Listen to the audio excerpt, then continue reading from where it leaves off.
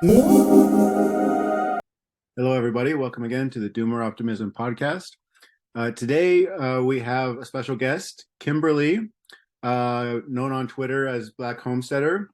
It's great to have you, Kimberly. Welcome. Thank you. It's nice to be here. Yeah. Well, I really wanted to get you on one because Doomer Optimism, we focus a lot on homesteading. We're really interested and farming and kind of alternative farming techniques, like more agroecological farming techniques, as well as just kind of building resilience and, what are ways that we can make our communities more resilient and kind of get back to some of the tangible things in life in terms of like growing more of our own food and building community. And it seems like that's what you're all about. And so it seemed like a great match. Do you want to introduce yourself, talk about a little bit of your life story and what led you to be, so into homesteading and promoting, farming in the Black community and beyond? Yeah, so I'm originally from California. I live in Florida now, and growing up, nobody grew anything. Although my mother's from Louisiana and she's from the country, we didn't grow up, gardening or anything like that. So I definitely wasn't exposed at all growing up. But and I always thought that I would kill plants, and I really would. I would kill cacti, all sorts of things, before I even thought about growing stuff. So I love to travel, and I ended up living in Berlin for a long time. And there, I noticed that they have these little allotments. So they have the city; it's really busy. It's kind of like Brooklyn, but then you can buy this little allotment where you can grow stuff on and things like that. So I just kind of saw this, and then a girlfriend of mine back home was also growing stuff. So she had a garden, and then I saw my boyfriend's mom at the time with her garden, and I thought, maybe I should try, and then coupled with that experience of just kind of being in this really like I don't know how to describe it, this bohemian environment of really kind of left leaning folks who were sharing stuff and sharing things, and we were all just a bunch of like really poor expats. So I just thought, this would be interesting if I get back. Maybe I can try to, start growing some things and see what it does from there. And so from there, I ended up in Atlanta and thought, okay, let me just try. So I had some stuff on a patio, and I was just mostly focused on gardening at that point. Didn't really get into any of the other things that I had been, exposed to. I didn't really know what the whole thing was at the point in terms of homesteading or what it was called. And then, thinking about the historical parts of homesteading, and it didn't occur to me this is what I was trying to get towards. So I kept going and found a community garden and started just really getting into it. And then also just I met a master gardener who was local. And so she was just teaching me about all of the different things that are happening in the community and stuff like that. And I was kind of involved locally with another whole different kind of thing. It was called Southerners on New Ground. And they were kind of a queer led organization that was basically bailing women out of jail that had less than $500 bail. So I had these ideas in my head of just like, okay, community, food, starting to notice gardens, things like that. And so finally the push came when I moved to Florida and decided to kind of just start to really put these things together. I had already at that time gone natural in terms of my hair and everything. So I was like making my own little beauty products. And then it was just like, oh, can I learn to make like bread, or can I learn to make spices or tea or stuff like that? Like, what is all of this stuff? So for me, I basically call homesteading like how to pour, like how to really just be, to save your money, to grow your stuff, and to not really rely on larger food systems. And I think with the advent of COVID, that really pushed into a different space of people now really being interested in these topics. So I just kind of kept going, kept learning. I really wanted to learn more about gardening. So I took the Master Gardener course and doing that there and getting involved with helping people there. But then I also started to notice that there were no people, at least that I saw at the time, that were Black. And now I realize that's not true. There's so many Black people in this space. I mean, it's just like, oh, you just didn't know. But I felt like, okay, maybe, naming it this, getting that, building that community, maybe that will come. And that's really what kind of happened for me, was just like, just learning so much. It wasn't just only about the gardening portion of it. You can raise livestock, you can, there's alternative power sources and building and stuff like that. There's just so much involved in it that for me, it was just fascinating.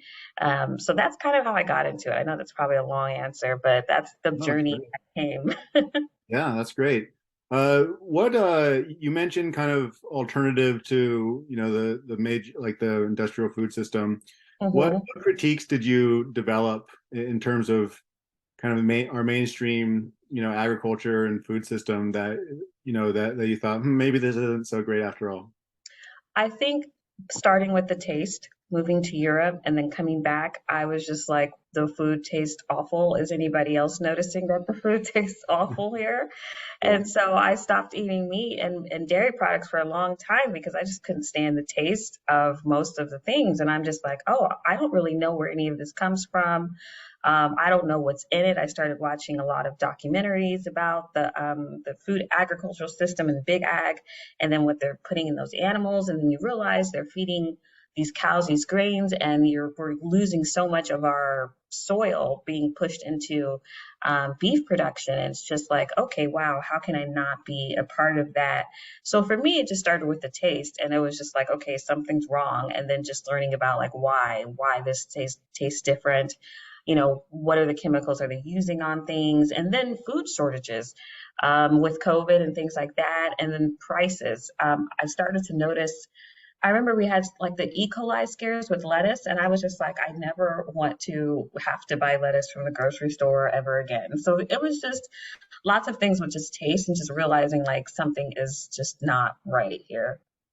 Yeah, yeah. And you've since you've taken the master gardener course, you're on that track. Are you a master gardener, or you're on that track, or? No, I finished in 2021. Mhm. So, yep, been doing it now almost two Nice. years. And what do you specialize in anything, or do you kind of just do a little bit of everything, or do you specialize in a few things, or? My specialty has been vegetables and Mhm. other edibles, herbs and things, edible flowers. But yeah, they teach you pretty much everything, trees, tree knowledge, basics on lawns and native plants and things like that, and bugs and just that kind of stuff.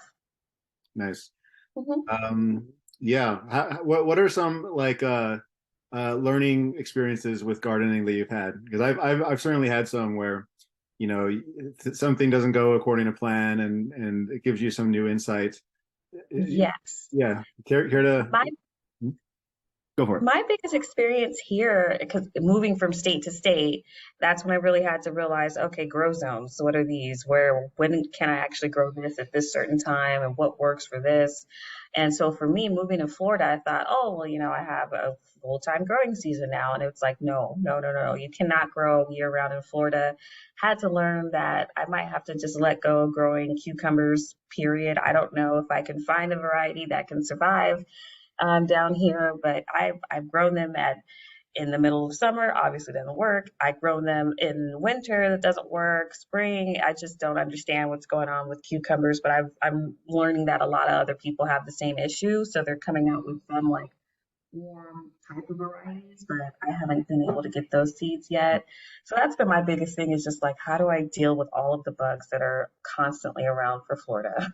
Right. Did you say you can grow pretty much year round in Florida, or is it? You can grow pretty much year round. Like there are summer things that do work here. You're gonna have to probably look more into like Caribbean gardens and things like that there. I met this lady from Cuba who had such a great plant list for summertime. For me, I just typically do mostly like butterfly peas or okra and maybe a cover of I can't peanuts. Yeah.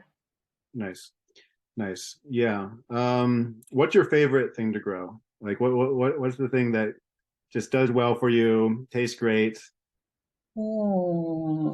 I would say what grows the most for me is cabbage. Mhm. It probably sounds so lame, but I've been able to grow so many different types of cabbages. Last year was red cabbage, and so for me, any sort of cabbage for me works. I've never had any issues with them, as long as I put them in at the right time. Nice. And you said your family, growing up, weren't like gardeners. Has your family become interested? Are they Yeah, wondering what to? now my mother has a garden, so I'm Oh, just okay. excited for that. Yeah. And then my grandmother told me, I never even knew this, that she grows roses. And I was like, oh, I never noticed when we go to the house because they're in Las Vegas. So we're inside all the time. We were never in a garden.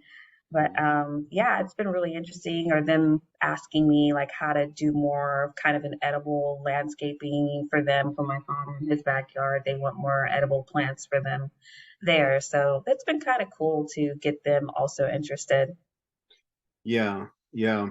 Well, it seems like a lot of people are into landscaping, but Mhm. they're not. They haven't made the connection that hey, actually, some of these could be edible, or wouldn't it be Right, nice to have more of your own berries or fruit trees or a little garden right. patch? Um, and I hope that changes. Are you optimistic that just kind of the general culture that's changing? You mentioned with like COVID, like some people are kind of noticing the importance of food security. Are you seeing Yeah. this trend and it kind of going up? Oh, yeah, especially with younger people, which that gives me a lot of hope. I mean, I don't know how it is elsewhere, but we do have a lot of people that like to grow fruit trees and stuff here, at least from the calls that we get for help on these things. And Yeah, we do have a local place here. It's called, well, I don't know if I can say everybody, but they basically help people create native or edible landscaping if you want them to. nice, And I do see like more people just wanting to maximize the space that they do have for what they can grow, and it's nice. nice. So do you do consulting work with regards to gardening or what? All of it would be through the Master Gardener program. I don't like to do it personally because I have a full-time job and I have other stuff I want to do, and I'm just like I cannot do this all day and then go back and do another side business. I'm tired. Right, right. If you could, would you want to do it full time or is it I I happy would part time? honest, I would love to, but then also I feel like my chosen profession, which is marketing, is so I don't deal a lot with clients Yeah, because for me, I would be like, no, you need to grow this, exactly this. Do not grow anything else. This is my plan. And right, right. it's really hard to even just give like the free volunteer advice sometimes because I'm like, why are you growing this? Please take this out, kind of Yeah. thing. So I guess if I set it up to where this is exactly what I do, Mhm. maybe native plants, edible landscapes only, then maybe I would consider it. Right. If people were just to kind of like trust you, like, you know, Yeah. take my word for it, this is the best. Yeah. Yeah. And I noticed your on Twitter, your pinned tweet, you have a list of like black owned farms and homesteads like all over the United States. Um, Mhm. Tell me more about like kind of in the black community, kind of the trends of farming and homesteading. And is it also in the black community? Have you seen like more and more interest with it? Oh yeah. Oh yeah. I've definitely seen it. I would say to a larger degree in Georgia, because that's where I was living the longest a little bit. But in the time that I've been here for the Orlando area, there's a black-owned farm, maybe 5 minutes walking from me, and they have two locations, and they do consultations and things like that. And it's just so cool to see people. They're right in like in a right basically across the street from a project. So they're right in it and they get people from the neighborhood to help out and get more interested. I would say the trend that I see is it's less of a idea of, oh, you're broke, so you got to grow your own food kind of idea, because there is, and I don't want to speak for all Black people, but from what I get from some people that are Black, it's just like, oh, I can just go to the store. Like that's poor people stuff. They want to dig themselves out of this old stuff. That's why I say, like, getting back to our roots, like, don't let this knowledge go because you have so many people that I've personally known that will have some land, from their families and stuff and do nothing with it. Yeah. So I do see more of an interest there, but I do see also the kind of reservations of, oh, that's kind of like what we're trying to get away from. And I'm like, yeah, but then you're going to leave space for other people to fill and then wonder why we have nothing, collectively. So somebody has to do it, but there's so many people out there, as I noticed, getting that list together that are really doing great things. Yeah. One thing that conversation that come up a lot in doomer optimism space is that, you know, just how satisfying it is to grow your own food, and even if it's just a small portion of, what you eat, Hmm. that's it seems like we're missing something, if we're so disconnected. Because I grew up also disconnected from food, right? Like I didn't really know where food came from, or I had a very vague idea. And I felt, now that I've started like a little bit of my own food production too, like it's definitely, I feel like something was missing retroactively where I didn't know before that something was missing, but there certainly was. And so even beyond just like, oh, we need to grow our own food because we're worried about, you know, we want to be resilient, we're worried about problems in the food system. I think a lot of people just don't realize just how satisfying it can be, and how good it is. Like if you have extra, you give it to your friends and neighbors, and Yeah. you can trade. It just seems to be such a valuable use of time to me that, and I Yeah. didn't know that growing up, and I think a lot of people just don't even haven't even thought in those terms. Yeah. And I feel like that is the importance of, really showing that just regular old people are doing it.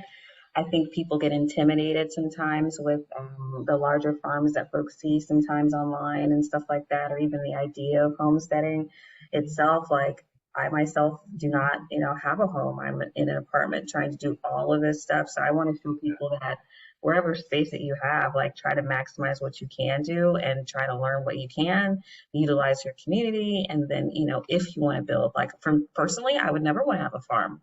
Never would want that. But it is very satisfying for me, especially coming from super corporate environment to actually be able to put my hands in some dirt and grow something. Yeah. Yeah, absolutely. It's interesting that you mentioned that's, and we've noticed this too, that just a lot of people do have some space and they haven't really thought about trying to maximize that space. And Mhm. then you also have the flip side where people really want to garden or something and they just don't have the space. So they don't have access to any kind of land. Like maybe there's a community garden nearby that they can get involved with, but oftentimes there's not. Um, Mhm. do you run into that as well, of like people who really want to, and it's just you just can't afford to buy a place, your apartment complex won't let you grow there, and there's no community garden nearby?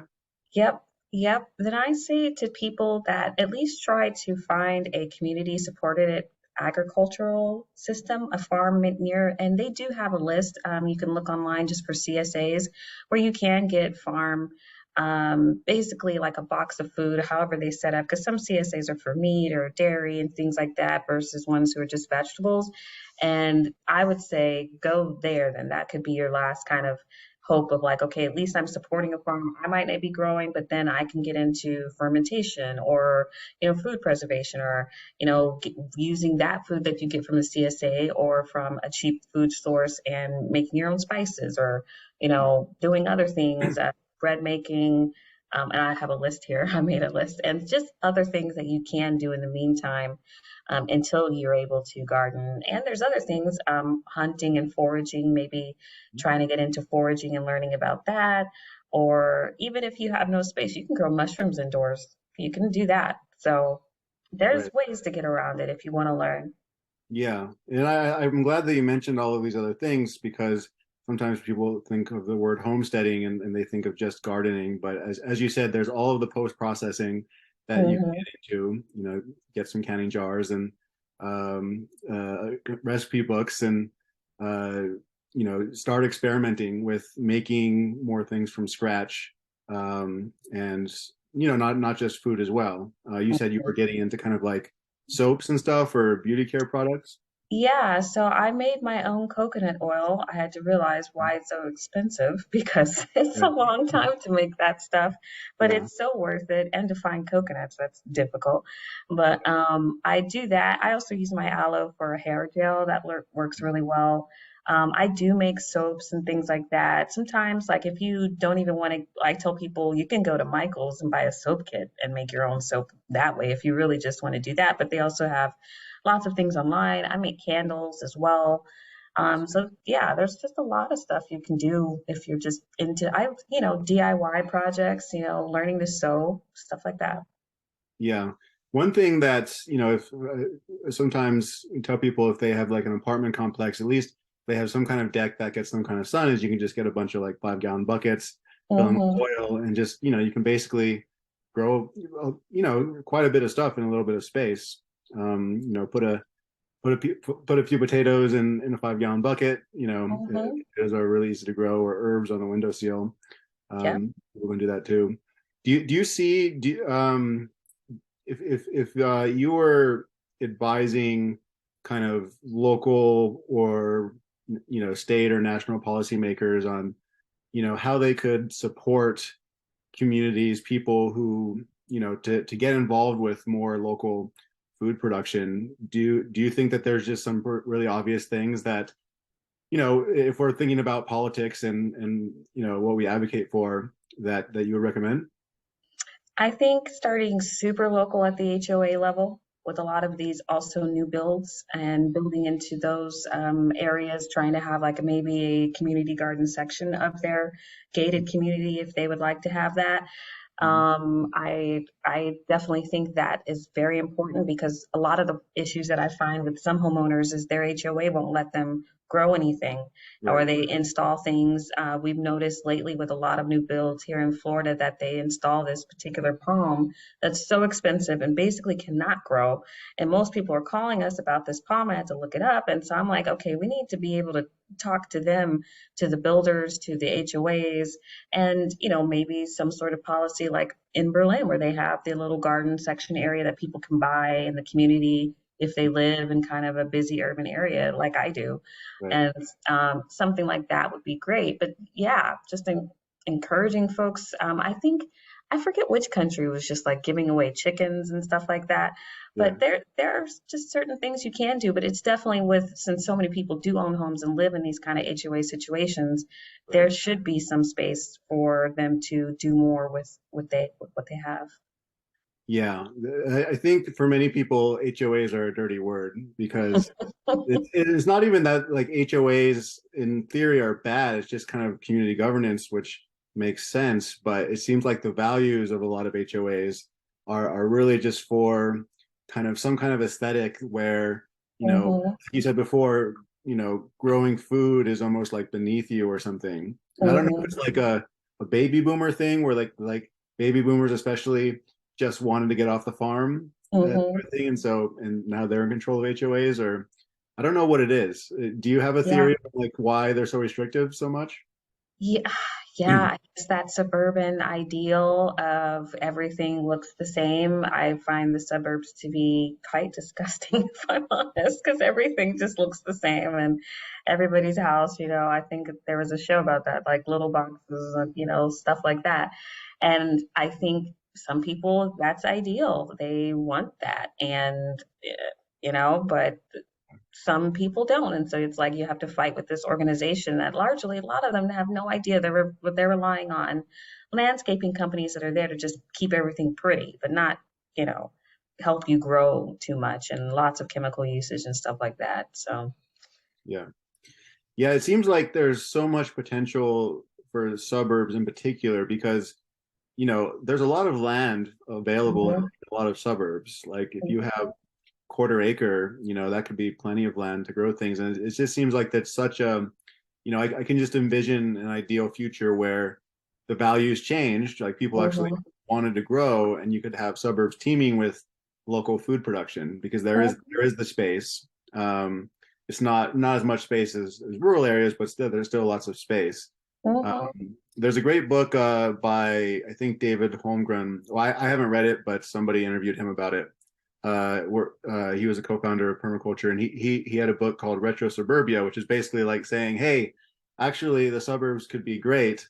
They don't have to be ugly and uniform. Like mhm. look at you have some density, but then you also have some space, and it could be great. But To me, that seems like the lowest hanging fruit in terms of like, if people's values changed, you could just do so Hmm. much there.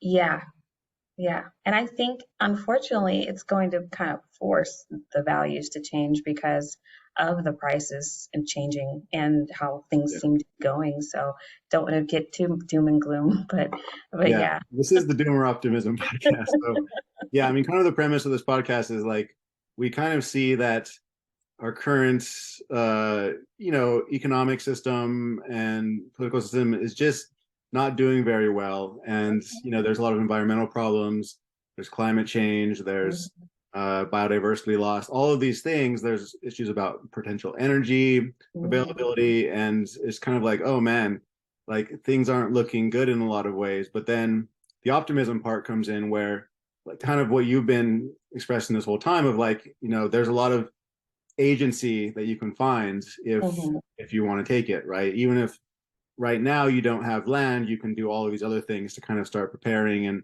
start making connections and stuff. And so that's kind of like the premise of our podcast is like, um, you know, starting with kind of a clear eye, like, oh, things aren't so good, but not stopping there, because stopping with the doom is also like a horrible place to be. Right. We feel it's just like you don't want to just get depressed or hopeless or nothing can change, because that's just self-fulfilling. Right. I completely agree with you. And that can really, really, yeah, stop people from actually trying to do anything. It's, if you're just stuck in that. For me, this was the only way for me to get over that anxiety was to do something. Right, right.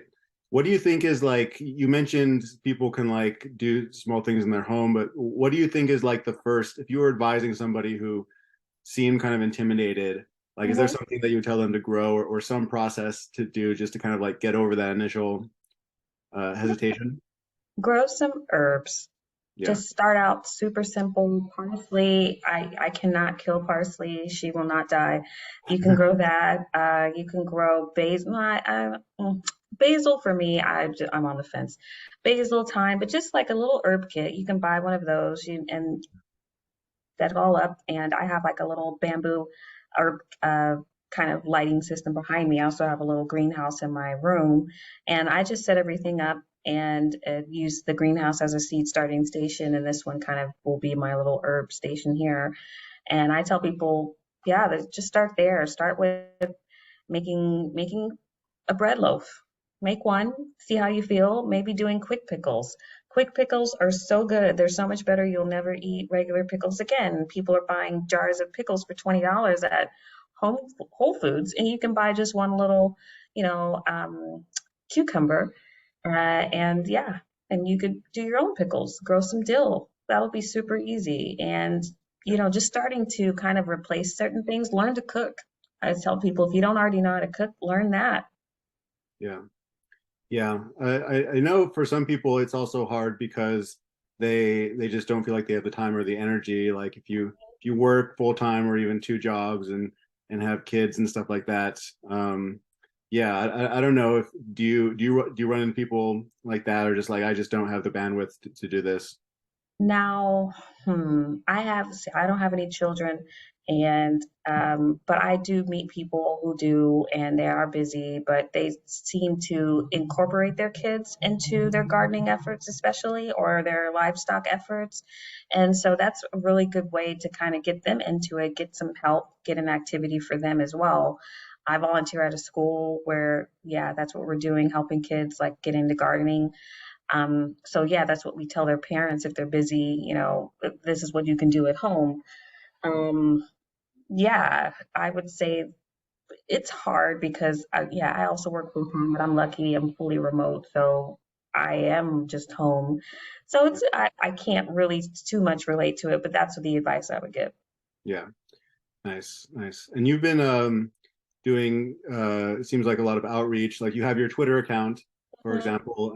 I'm sure you get a lot of feedback. Like, a lot of people probably reach out to you. Like, yeah, I notice that your account is just, you're always just kind of trying to give good advice on like how you can grow something, or experiences you've had. Do you want to talk about like your interactions on social media and how it's kind of interfaced with this journey of yours?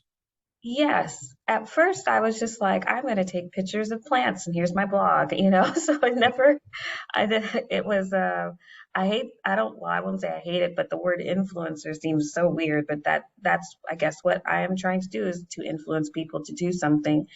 But my interactions are largely positive. I do get a lot of questions in my DMs, just like, how do I do this, or how do I grow this, or how do I start there? I do just try to post a lot of resource content, depending on the channel. So Twitter, I'll do a lot of just links and pictures, or Instagram, I'll do videos or little instructions of what I'm growing right now. Same thing with TikTok. But yeah, I try to keep it as positive. I mean, sometimes I grow stuff that people are like I grew cotton last year and I got a lot of like, why are you doing this? Why are you growing this? This seems so weird. But I'm just like, yeah, what plant? Like we got to also reclaim the plants too. So, it's just cotton. I can grow it. You can grow it.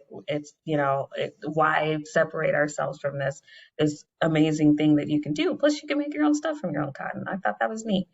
But yeah, it's been largely positive, and I just like to share people's stuff or amplify people's things, or because there's so many people doing so much more than me. That's all I can do is just help people find them.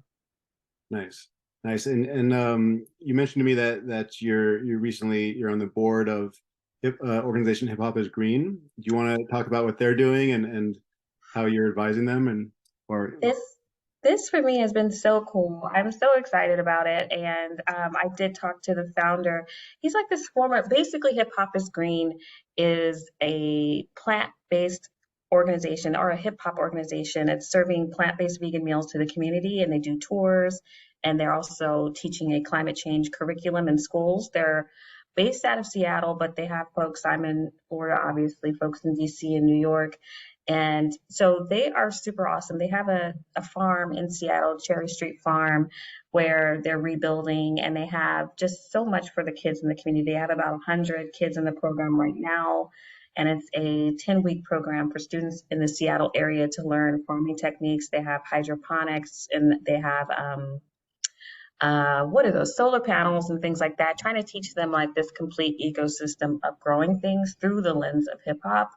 So nice. they have like all these different elements of hip hop, and I knew maybe four before, and now with this 10th one about health and wellness, they're using that organization to basically come into communities, like I said, like Black Homesteader, like other Black organizations, but also through the music, because a lot of the culture that we're around, we're not talking about gardening. We're not talking about that kind of stuff. And I just created this coloring book around this called Beats and Rhymes. And I realized looking for quotes in rap songs, I'm like, wow, we don't really positively talk about health or wellness. Very few artists, that are mainstream. And I'm so super excited to be about it because what I'm doing now is helping them on the marketing side because that's what I do. And that might be something I'd like to do going forward is just helping organizations that might need that marketing push. Yeah, Um, yeah, without having to pay some huge agency. So going over their site for them, helping them get their social media plans together, helping them execute and, interviewing their marketing agency that they want to hire on, and also the plant knowledge and anything they need from me on that front as well. nice. Nice. And you mentioned before, like the importance of kind of the hyper local HOAs and stuff. Mhm. If you were, say, advising a national politician or a party of how they could support movements like this to grow, and like, is there a role for the state, or does it have to be independent of the state? Is the state more of a hindrance, or could it be a Yeah. The state definitely is a hindrance. There's so many weird laws about like rain collection in different states and right? things like That's so that. Being crazy to able me. to, yeah, to Yeah. be able to put more tiny homes, more opening up land for tiny home buildings or for container homes. I would say, yeah, grants for that, grants for being able to get land, or more grants to community organizations that are on the ground doing this work. There never seems to be enough money for that, but just actually helping people, low cost housing for people to get, opening up those programs, funding those programs, because they do exist. It's just the funding doesn't never seems to be there for that. So yeah, some of the policy directions would be, our what over 50% of our budget is going to military spending. Maybe we should actually try to audit some of that at some point and see why does 50% of this money need to go there? There's just so much that we could pour back into it if we did, investigate other parts of, the so-called American interests. Like, what are these interests? But in terms of actual policy, yeah, I would say looking into where we're currently spending and where we could be helping actual people. Yeah. Yeah. And you mentioned earlier on that when you were starting in regarding homesteading, that you didn't see many other Black folks doing it. Do you have any thoughts about kind of like the whole, I guess, the meme around homesteading? Like, is it too white? Mhm. Do we need to rethink what it means given, historical context and things like that? Do you have thoughts about that? I think we could certainly call it something else because of the historical or the history of surrounding homesteading, basically giving away land that they didn't own to have people, start these homesteads all over the country. The Homestead Act, for example, I Yeah. think it was 1865, something like that. Um, so yeah, so those negative connotations, maybe approaching it of sustainability or, freeing yourself from the grocery store prices or something like that, or helping out with climate change, maybe packaging it in a different way to kind of get those away from that kind of history would be fine. Yeah. Yeah. Yeah. But I'm it trying is to think definitely of a like white what. space. It's Yeah, definitely no, a it white space. is. It is. And, it has been, in our podcast, and, I want to change that, but it's just the truth that, so many people that are into it just happen to be white. And it would be, I guess I'm very curious how, like if we were to rebrand it, call it something else, like, I, I guess I don't know if I have a question, but like, is there a pathway forward for like, you know just to make both on the accessibility end, to make it land more accessible for, non-white people, but Mhm. as well as just like people feeling like, oh, this is something that I can see myself doing, it's not just a white space. Do I see more? Well, yeah, I think that more people like seeing other people doing it, seeing people doing it with various incomes, because, what I've noticed with some white people in the space is just like they'll casually own several thousand acres of land. I Yeah. was just talking to my manager, and he's like, "Yeah, we grew up in 20,000 acres." Something that to me, I'm like, "What?" I never met anybody that was Black. I'm sure they exist that had that kind of land, but it's just, Mhm. as you see the stats, we're just very underrepresented, even just in farmers, stuff like that. We have different ways, different options for loans that we get, a lot of predatory lending, it seems, in the business, just period of just getting a loan to buy something Mhm. and being able to save for it. So I feel like with a journey like mine to show people like, yep, I grew up, lower middle, my mother was a teacher, my Mhm. father's a therapist, but yeah, I didn't grow up with a whole lot of money, and how somebody, especially a millennial, where we're basically priced out of all of these markets for homes, is trying to do something here. So at least if I can inspire folks from that angle, that would be great. But Mhm. and then also amplifying, like I said, again, just the people who are also in the space are doing so much more than me. Yeah. Yeah. Have you do you want to Are there other like farmers organizations that you want to highlight? I know you have that whole list that you linked to in your pinned tweet, but what other inspirations have you taken from just, yeah, other farming organizations or. I would say, and I am gonna have to probably go on my Instagram for that one. Um, Goodness, I didn't prepare a list for that. Yeah. I do like, what is it? I would highlight the farm here. It's called, what is it called? It is a farm, Paramore in Orlando. It is called Infinite Zion Farms here in Mhm. Orlando. They do a CSA, and they have this permaculture. It's this young Black guy. I've never seen. a young black permaculturist dude. He's dope. The guy that runs it is also super great, and what they do around the community is really great. They put a rooftop garden on the fire station here, which was pretty cool. And they have a lot of space in Apopka, that's about 30 minutes north of Orlando, at least for me. And I just love their farm. They do classes, they help people come and learn. They have volunteer days, and just it's just such a great resource. So yeah, Infinite Zion Farms would probably be the main one to highlight. And yeah, they have so much there if you're in the Florida area.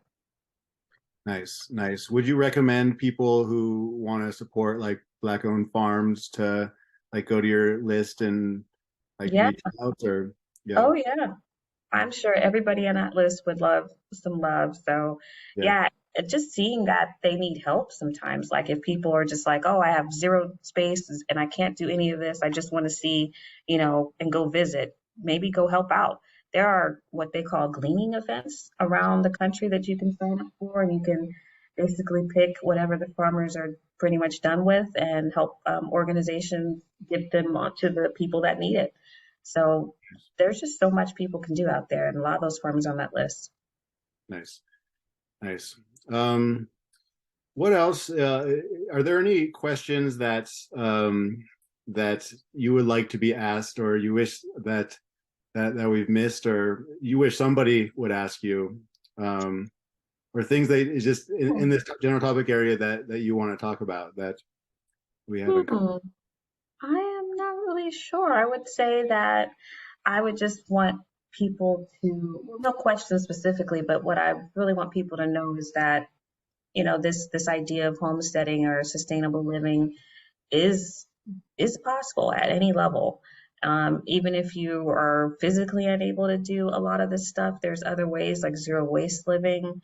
That's something that I don't think we've gotten into a lot, like being able to use less plastic, or even just changing your shopping habits. Of course, we can't consume our way out of this, but we could at least, cut down on some of the hobbies that we do, a lot of us have already, like not going to big box stores or something like that, not supporting a lot of the stuff.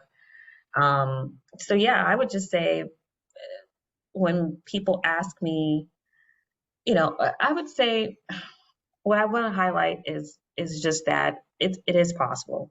Just even if you have the interest, I think the point is that people, if you're already looking, then you'll find it. So there are Yeah. definitely opportunities, and while yes, there's not a lot of Black folks in the space.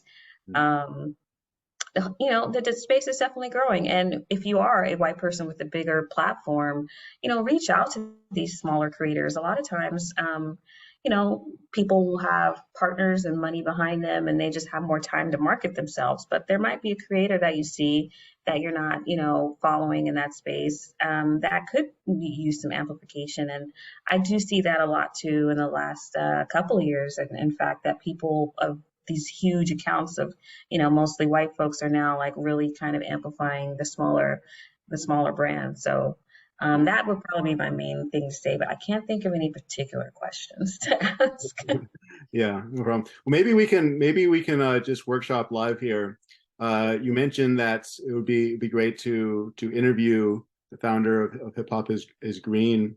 Yeah. Um, yeah, do you want to just like here live on air, just like workshop what kind of conversation you would want to have with them and Yeah, for me, I would want to see what has the response from the hip hop community been for a lot of his efforts, because he, of course, you see like some of the older artists like Jada Kiss with the juice store up there, or you have like I think KRS-One does a lot of work. The artist Dead Prez, of course. Uh, I think Stick Man is up in Georgia doing a lot of good work. So there are people I would want to see like what has the response been from hip hop? What's the pushback that you've gotten? Where do you really want to go with a lot of this? Like, Mhm. um, especially with the whole vegan plant-based thing, like how has that reception been? What's working, what's not? Do they plan to have a school curriculum like nationwide if available? Yeah. I would say, and yeah, just how they got everything started, like how much it took to get to, like, where did this even spark? I would just love to see because for so long I've listened to hip hop most of my life, and I really rarely hear a lot of these messages. So Yeah. it would just be nice to see like what's the tea, I guess.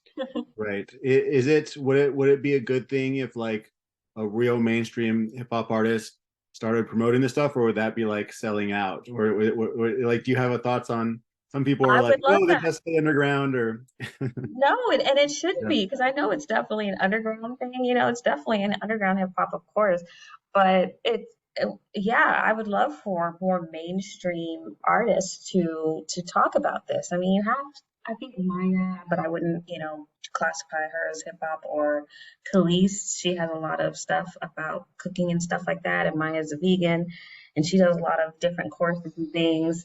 I think I saw one lady living in a tiny home and she was talking about that and paring down a lot of her possessions. But yeah, that would be nice to kind of change the perception of this kind of consumption idea into sustainability and actually putting in work in the neighborhoods that we wouldn't have, to have to write these songs about. right. So yeah. Yeah, it seems like, I mean, because there's a lot of like like large corporations kind of doing greenwashing these days, or Mhm. like green consumerism and stuff, which, as you said, and I agree, it's not the way out. But it seems like because this getting popular actually means people getting their hands in the soil, it would Yeah. actually make a real difference because it's not just green consumption; it's actually green production as well, and making it like a broad scale movement.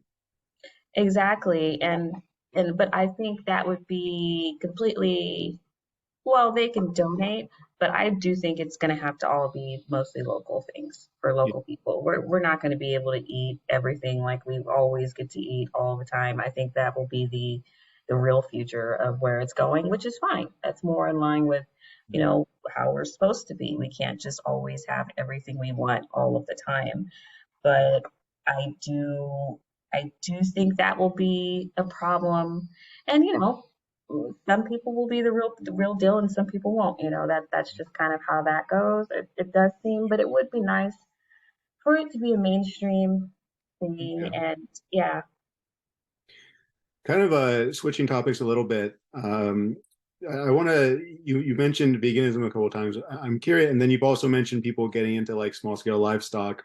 Uh, Hmm. Curious what your thoughts on like eating animal products not from factory farms, but say raising chickens or a couple goats. Do you have strong opinions either way on like that, we really need to move towards like veganism, or just, you know, small scale kind of animal husbandry kind of thing?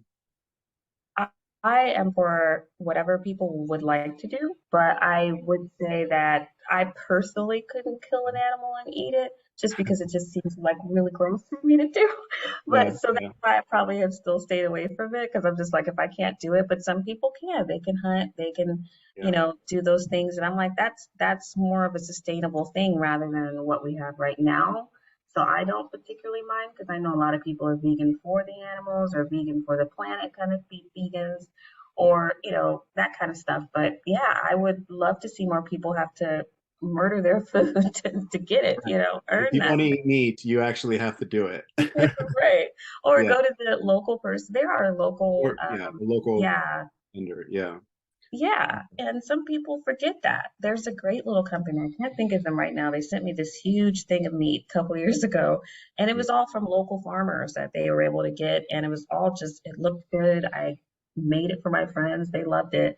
yeah. So that's an option. But for me, and I also just don't like the concept of eggs, but I'll eat some fish from now and again. And Yeah. I do miss cheese, I miss cheese a lot. So I Yeah. don't mind the livestock thing or just having animals around in general because they could just be like good pets to have as well. Yeah. Yeah. My view on that is kind of I do think that if we did move in that direction where you either had to produce your own meat, or hunt, or you got it locally, I think it is more expensive. And I think just in general, we would have to eat, on average, much less meat, right? To do it sustainably. do it the right way, where like animals are integrated within, say, a agroecological system, in a closed loop system, or like a silvopasture where they're grazing, rotationally grazing around trees and stuff. To do it the right way, I just don't think we personally that we could maintain American diets of meat. And this conversation, like the national, like the battles between like the uber carnivores and the vegans, I find it so frustrating because I just think that they're kind of both missing the point, right? Like, Mhm. yeah, I think we should all agree that like factory farming is really bad and it's unsustainable for a variety of reasons. But um, can we find a more nuanced position here? Is what Right. I'm trying to do. Yeah. I I will say I was thinking in when I was in Germany, I remember just steak being so much more expensive than everything else.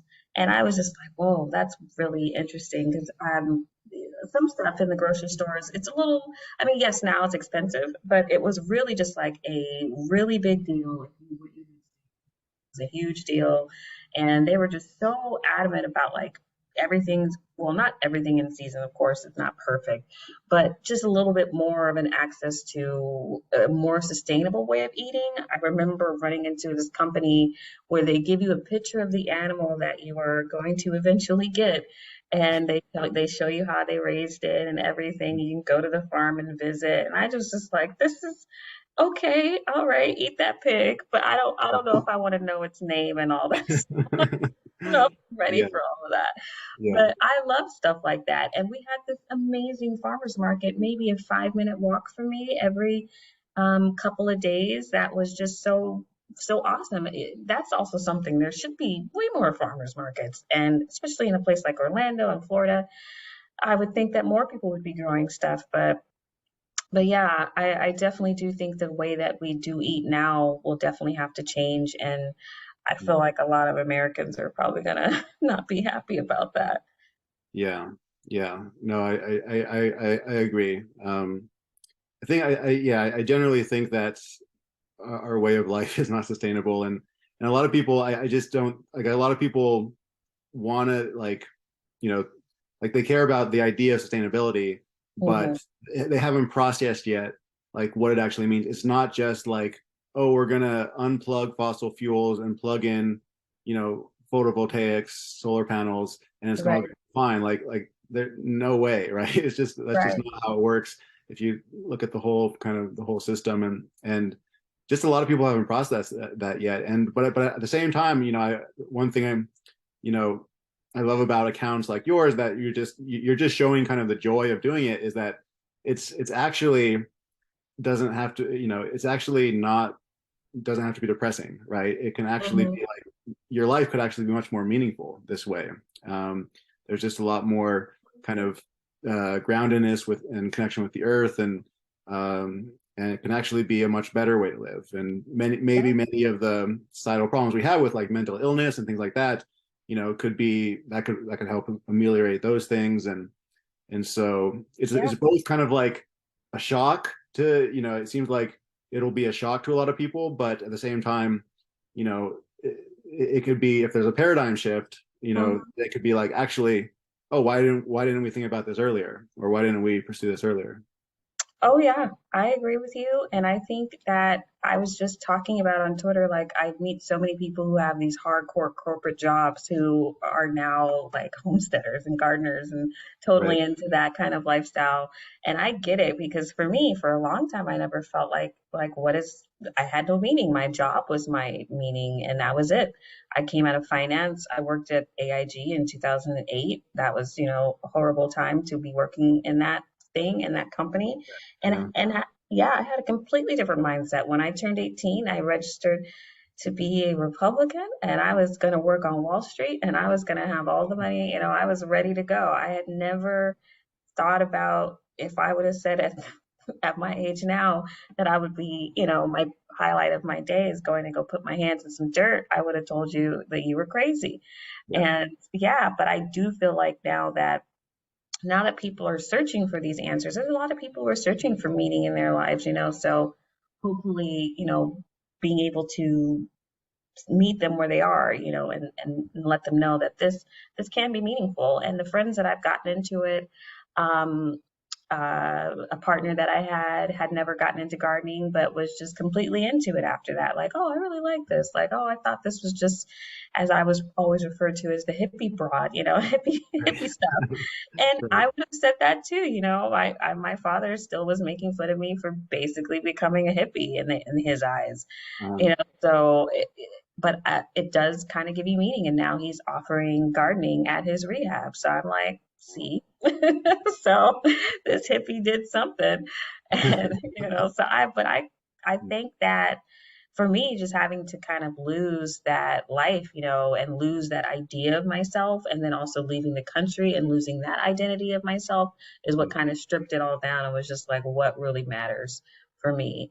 And, not everybody's going to go through that. I hope not the extreme that I had to go through, but, you do see more people just like, what else is there? Or at least how can I save money? That's a lot. I feel like where a lot of people will find homesteading.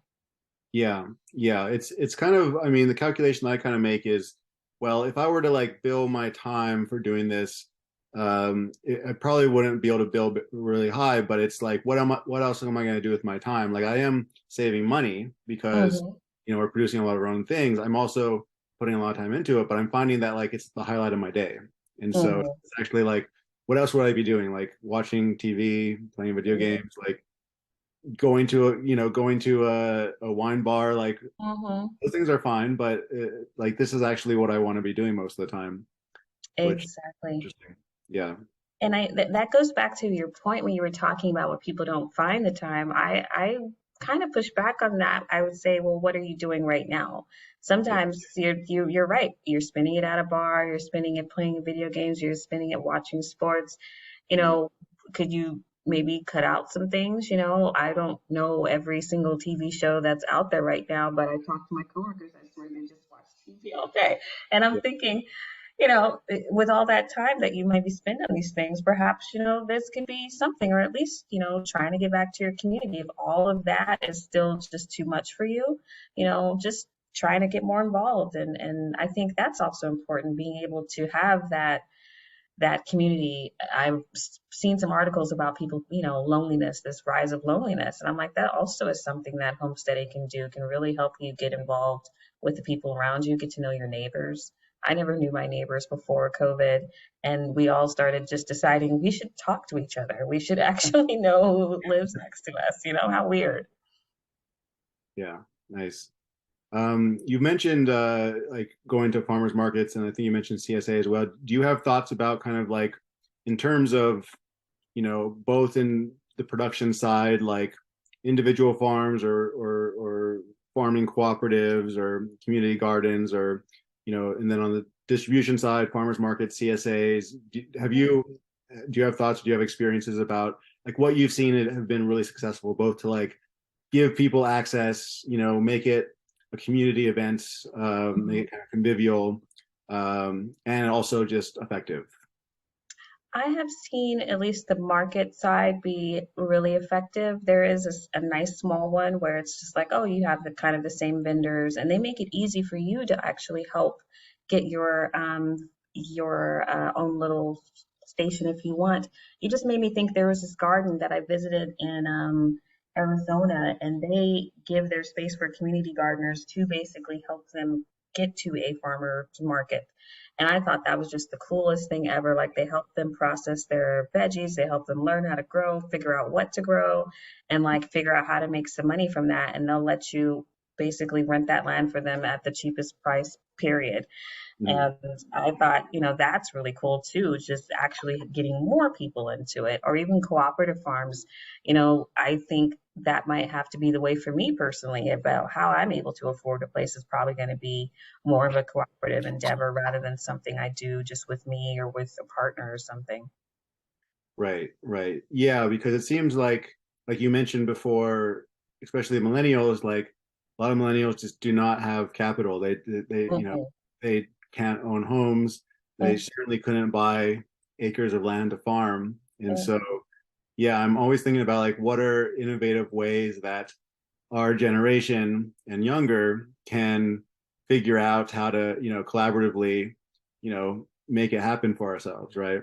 And because there are barriers that, maybe weren't there for previous generations, hmm That student but also loans is, opportunities as well. Yeah. yeah, Hmm. yeah. It's definitely a lot, and I do love the cooperative model of organizing ourselves for businesses and things like that. I think it's super great. I listen to a lot of Richard Wolff on YouTube, and I love how they highlight different cooperatives around the world. He's like this Marxist economist. He's great. But yeah, actually seeing solutions and seeing people set up their businesses like that, that's also something that interests me because a lot of my kind of corporate friends are just like, you do this for free. You don't want to earn money. You don't want to like do this, or why don't you have this, or why don't you go bigger, or why would you want to have an equal share of profit for people? Like a lot of folks just can't even think their way out of their current way of thinking or understand that. Maybe I don't want to be the rich boss on top. Maybe I want to have everybody, involved and can equally share from this. So I do think farmers markets are great. CSAs are even better because you can reach more people and they don't have to get in their cars and drive, especially if they can't. Hmm. So yeah, I think both are great because the community part for the farmers garden is great just to get people out and about and meeting other folks. But however you can get fresh fruit and vegetables to folks, it's great. Nice.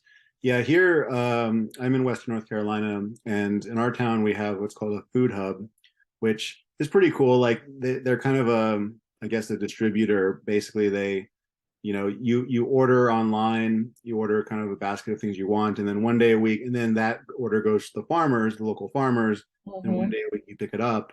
I mean, I guess the one downside with it is that unlike a farmer's market, you're not just kind of like hanging out and like talking to people as much. It's more just like Right. you come in your car and you go pick it up. But it is in terms of just like, making it super easy for farmers to know, okay, like how many heads of lettuce or, how many dozens of eggs do we need to deliver today? And getting it's effective that way. So it's almost like there's like a trade-off there of like, it's Yeah. like super efficient, but then you don't have the community aspect. And so it's like you're kind of cutting out things by being efficient in a very economic sense. Right. Right. Right. Western North Carolina, that's pretty cool. I love North Carolina. Asheville's my favorite little place down south. I love that area. Nice. Yeah. Um, I'm but in I'm in the Boone area, which is about 2 hours north of Asheville. okay, I think Yeah. I've seen it on a map. Yeah, I used to date somebody in Raleigh, Durham. I love North Carolina. I think it's a great little area, especially Raleigh, Durham area too. That's Yeah. just, yeah, favorite place. Nice. Nice. Yeah. If you've heard of App State, where App State is in Boone. Oh, okay, cool. Uh, I mean, I'm I'm more curious about you now. Like, so you're able Yeah. to, like, are there a lot of people growing stuff up there where you are? Um, there's definitely uh there's definitely a local food movement here. It's much bigger in Asheville. Uh Hmm. it's just, it's huge in Asheville. We're much smaller, like there's only 20,000 permanent residents in Boone proper, and then, more out in the county, but not very much. And then you have 20,000 students but Hmm. they're not permanent. And so it's just much smaller, but I teach in a department at App State that focuses a lot on local food and Hmm. agroecology and things. And there's definitely, like, we have farmers markets, we have the food hub, we just had a new shop opened in town near the university that like tries to sell as many local products as they can.